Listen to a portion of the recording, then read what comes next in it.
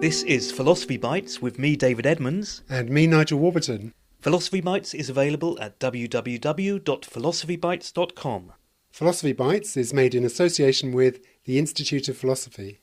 Most philosophers in the Anglo-American world would probably describe themselves as working in the analytic tradition. Some are scornful of what's often labelled Continental philosophy. That there's a fundamental distinction between analytic and continental philosophy is widely presumed by philosophers and non-philosophers alike. Bertrand Russell is seen as a paradigm example of an analytic philosopher, Heidegger a paradigm of a continental philosopher. But Brian Leiter of the University of Chicago argues that the so-called analytic continental division in philosophy is both artificial and unhelpful. Brian Leiter, welcome to Philosophy Bites. Thanks very much. Good to be back. The topic we're going to focus on this time is the analytic continental distinction. I know you're sceptical about there being such a distinction, but could you just sketch out some of the caricatures there are of these two schools of philosophy?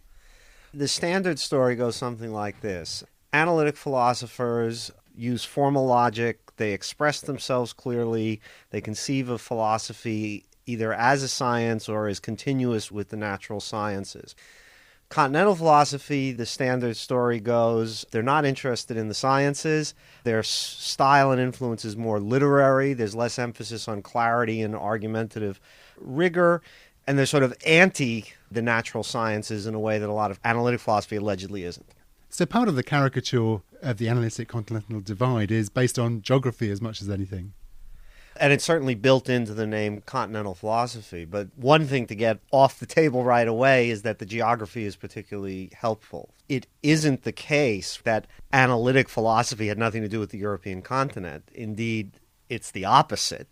Gottlob Frege, at the turn of the 19th and early 20th century, and then the entire logical positivist movement in the middle of the 20th century derives entirely from the European continent.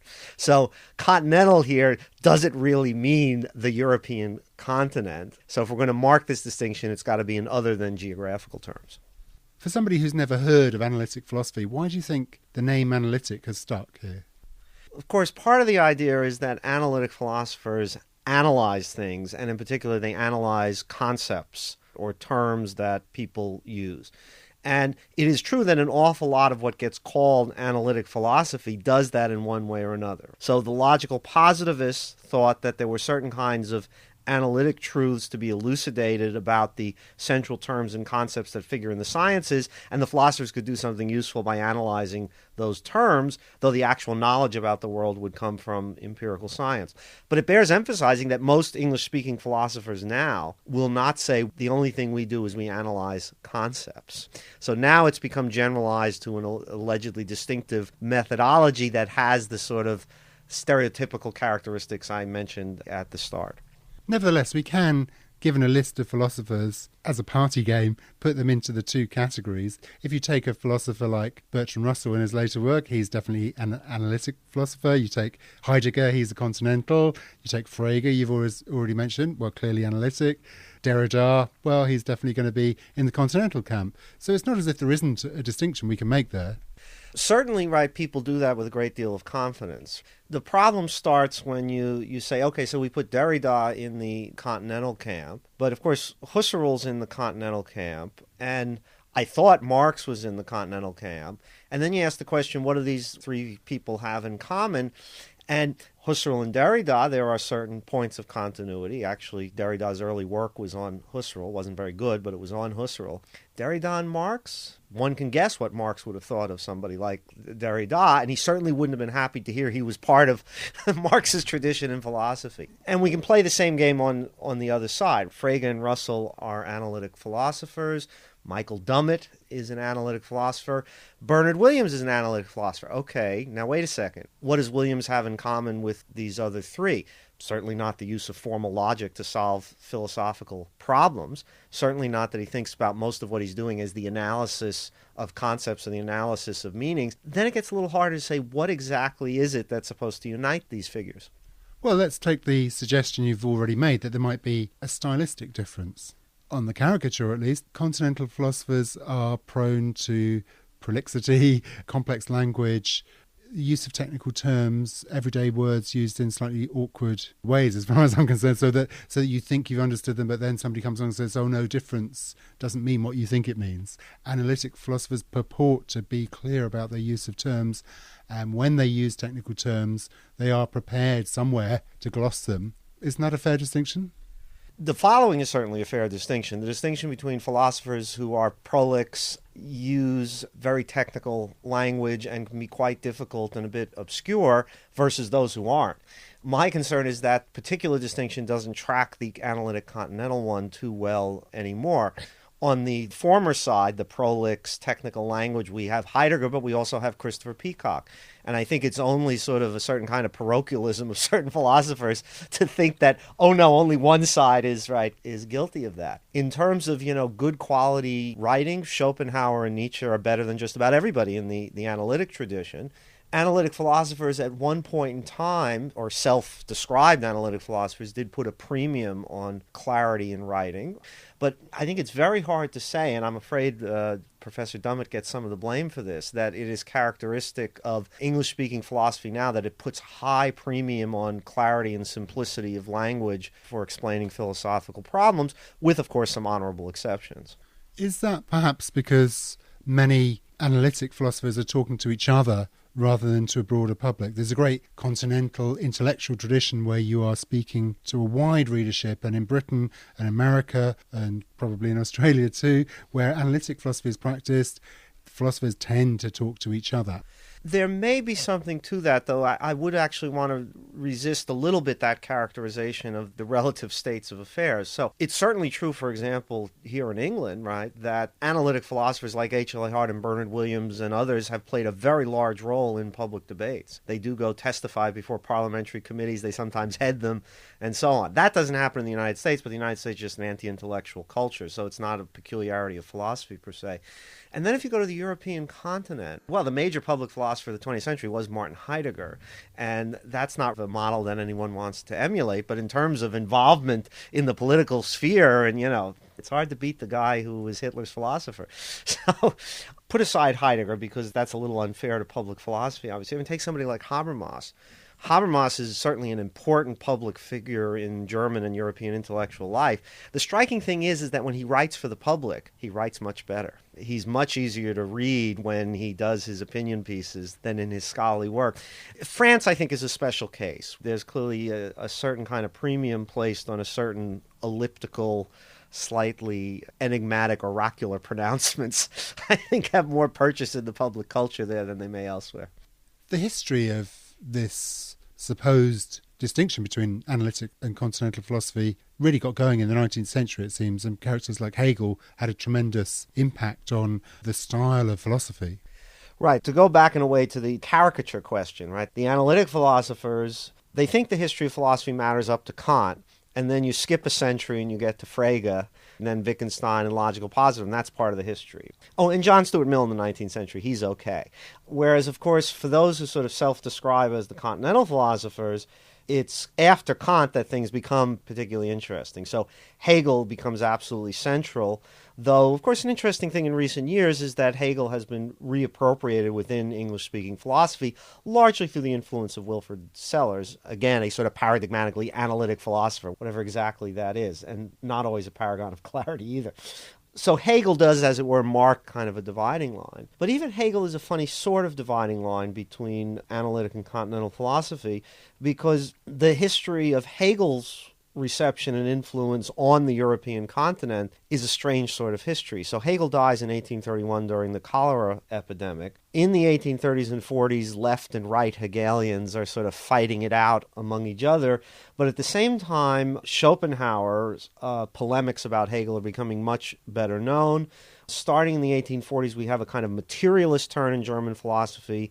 It's most familiar to us now in the persons of Feuerbach and Marx, but there were a whole host of other figures, Ludwig Buchner, Jacob Molschat, Vogt, people that don't really get read anymore, but that self-identified as German materialists, who would be very familiar to many analytic philosophers today, because they largely held that philosophy was sort of subservient to the sciences.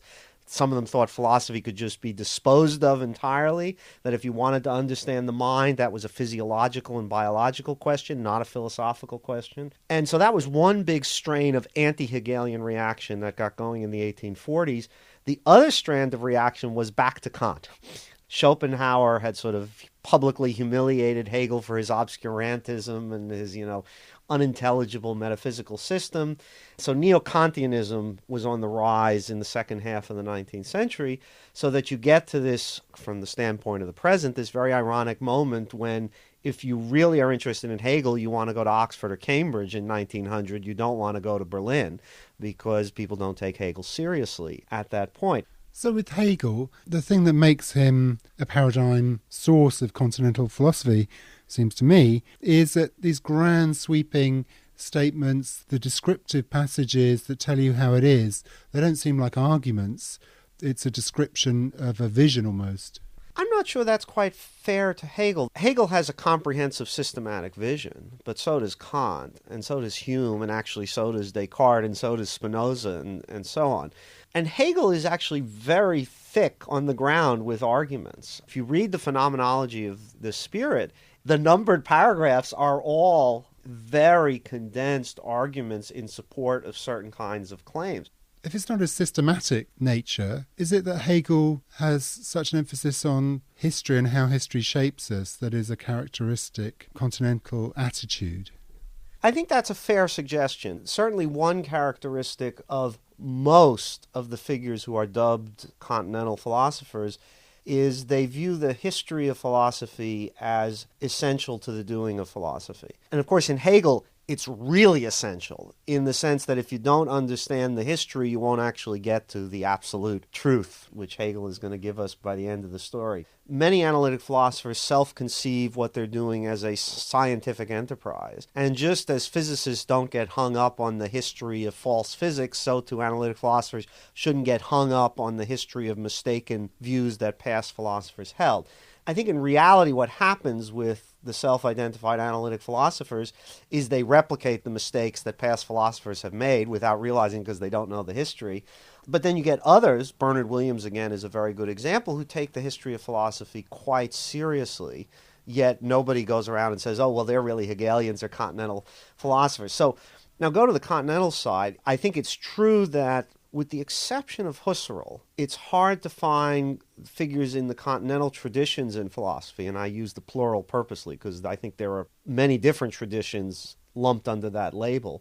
They do tend to have a much stronger historical orientation. The exception, again, is German materialism in the 1840s and 50s, which is sort of much like the scientism that we associate with strands of contemporary Anglophone philosophy.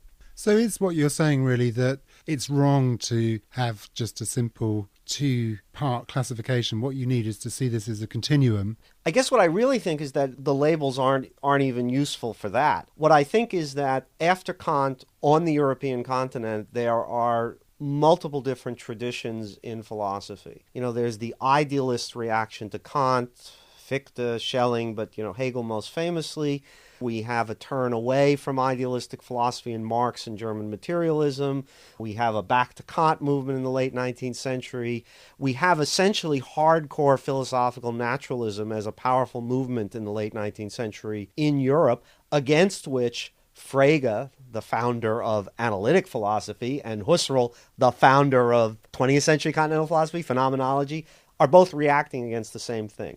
They're both reacting against the idea that there's nothing for philosophy to do, that if you want to understand the mind, it's an empirical psychological question, and that will exhaust everything there is to say about human consciousness, about human intentionality, about our mental lives, about semantic content, and so on and so forth.